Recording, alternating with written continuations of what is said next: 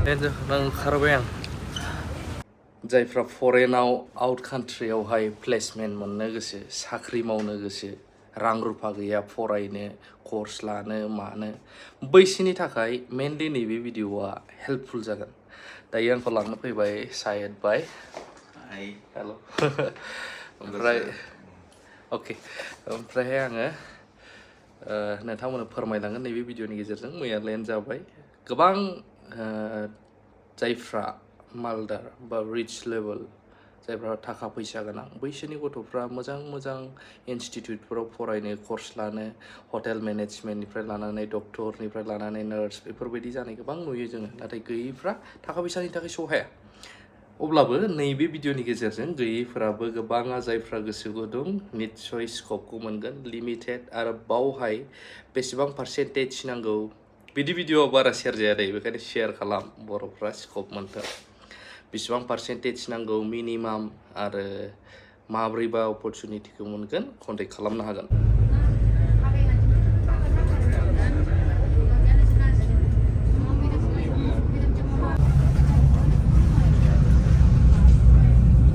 आंजों सेम फरायनाय कलेज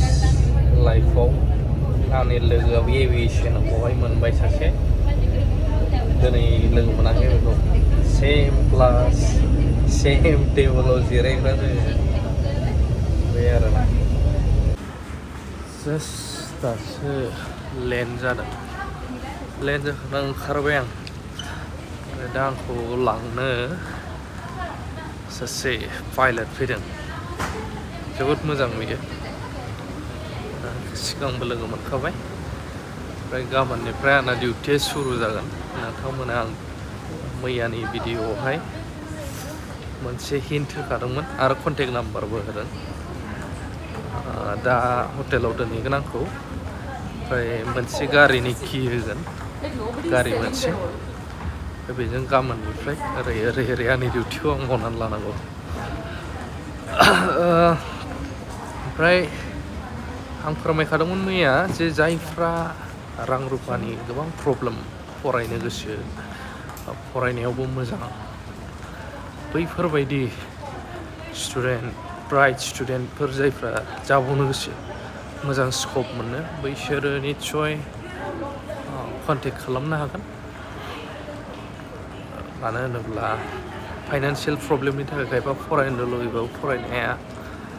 नांगौ बायदि सुबिदा मोनजोबा मेनलि बैसोरनि थाखाय हेल्प जागोन आरो हटेल मेनेजमेन्ट कर्स ओमफ्रायहाय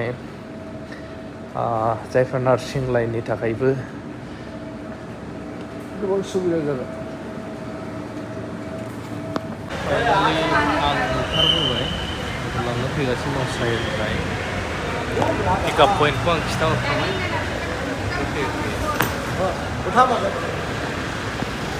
लेखौ लांफैबाय साइड भाइया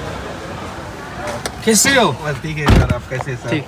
ठीक है ना सर अच्छा ही हो हाँ सर खाना खाया आप हाँ चलो हाँ चलो जों दा डाइरेक्ट जानायाव चेयारमेन सारा डाइरेक्ट फन हरबाय खौबो जागोन ना जायाखै चलो ओमफ्राय आवगायलांसै जों लांफैबाय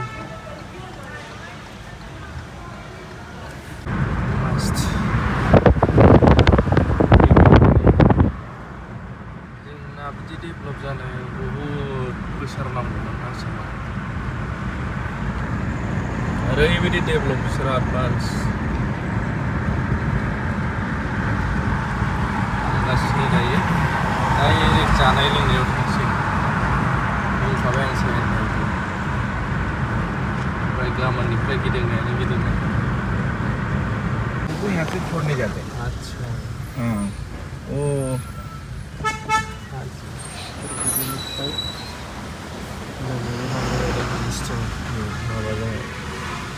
बस और सीएम वहाँ को नहीं अच्छा कितना नया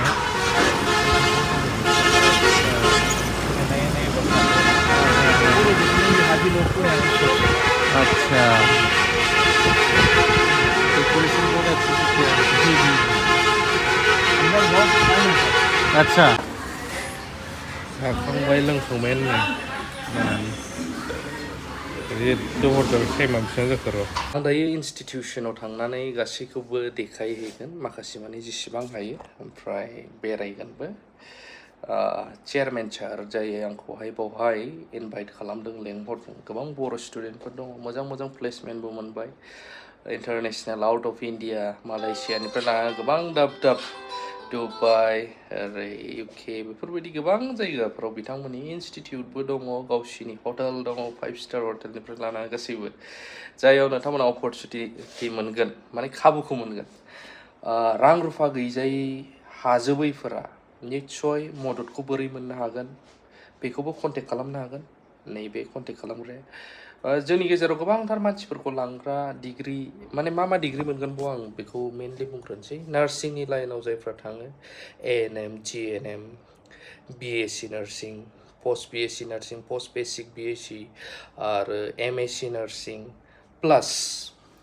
हटेल मेनेजमेन्टनि थाखाय आरो फार्मासिस्ट लाइननि थाखाय B फार्म D फार्म गोबांथार कर्सफोरखौबो मोनगोन नोंथांमोना आरो बे कर्सफोरखौहाय बोरै नों हाजोबाब्लाबो फरायनो गोबां इन्टारेस्ट दङ बोरैहाय मोनगोन बेफोरनि थाखाय नोंथांमोना कन्टेक्ट खालामनो हागोन इन्टारनेसनेल जेरैबायदि गोबांथार प्लेसफोरावहाय प्लेसमेन्ट मोननो गोबांनि गोसो थायो जे जोंनि इन्डियानि कारेन्सिनिफ्राय होजोंनि थाखा फैसाया बहुद बारा होजोंनि जों थाइसे लाबोयोबा जोंनाव 80 थाखा 90 थाखा गाहाम जाफैयो अब्ला बिसिबां हाइ डिमान्ड होजोंनि थाइसेया अब्ला बैफोरखौ बयबो लुबैयो अपरचुनिटि जायफ्रा गोसो गुदुं पासपर्ट बानायखादो आरो कन्टेक्ट खालामखादो आरो माब्रैहाय अपरचुनिटिखौ मोनगोन कन्टेक्ट खालामजेनखादो आं माखासे माने कर्सनि बाथ्रा बुंदों आरो गोदान गोदान कर्स बावहाय एड जानो थांबावगासिनो दङ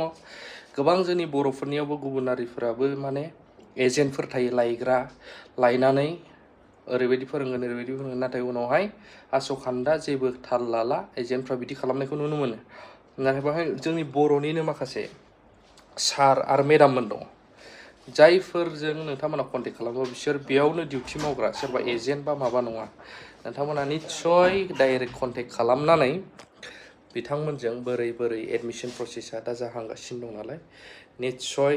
बे अपरचुनिटिखौहाय ग्रेब खालामनानै ला बा नाजावनानै बारसिननानै ला बिदि अपरचुनिटिया फैबाय थाया बेखायनो आं बेखौ बुंबाय आरो आं दायो ओंखारलांनोसै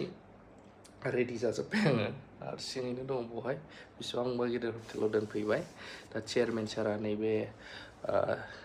बिथांखौ थिनहरबाय आंखौ लांनो दा आं इनस्टिटिउटफ्राव बेरायगोन हस्पिटालफ्राव बेरायगोन आरो नेक्स्ट बिनिफ्राय पसिबल जायोब्ला जुदि आंहा